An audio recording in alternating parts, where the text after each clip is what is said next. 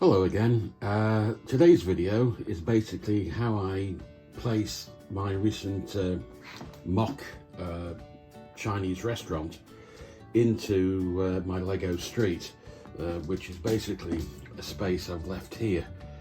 Now, the thing about this MOC is it's an unusual size in that it's front to back measures just 32 studs, so that would fit on a standard base plate.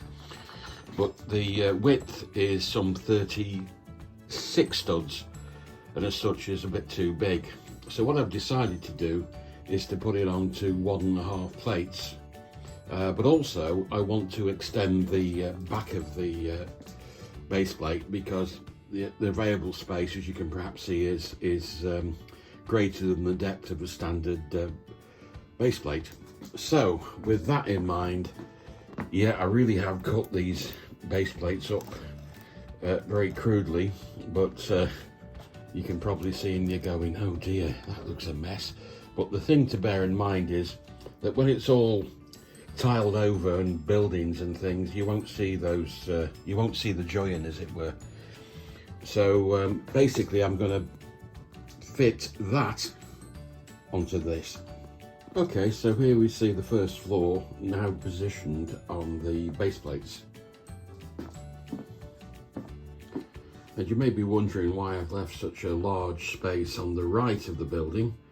That's because it's going next to my Chinese lantern garden, and we'll be sitting here.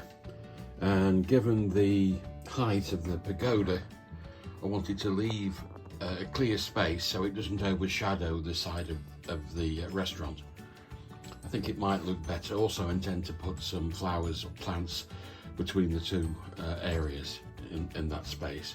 So hopefully the next stage is to, as it were, dress the ground around the restaurant. Okay, so what I've done now is I've built up the original base plates with standard plates, which gives me the height I need to continue the pavement across the baseboard, and also helps to reinforce the relatively flimsy base that Lego modular buildings tend to sit on. So currently, as you can see, it's extended out. I've used a variety of what I found in my spares box, but these colours won't be seen, with the exception of the green, which I'm having for a lawn area at the back of the property. One of the things I decided to do, because I want to tile completely the corners here, is remove the curved plates which they had on either corner, and I'm going to replace those with standard 2x2 and 4x2 tiles. But I did find a use for those four corners. As you can see, there's a little knocked together circular bench with a few flowers on the top. I think that looks rather nice. Anyway, now on to tiling. And here's the completed set. Or should I say MOC? I don't know. As you can tell, I've extended the pavement now and put a curb in along the front.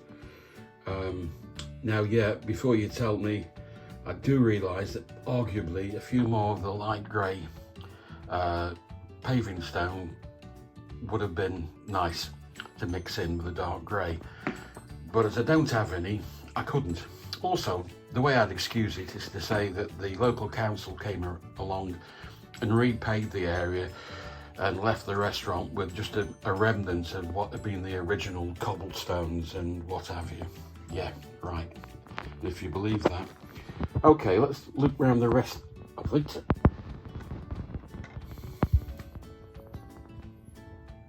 As you can see, I think that sign works rather well there.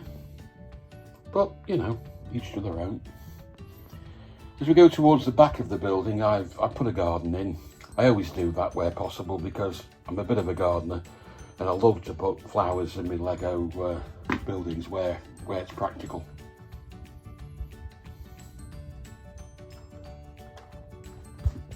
Even a tree there, look at. The bench, circular bench, some flowers on the top. I think I'm pleased with that. Yeah, I think so. And then back to the front.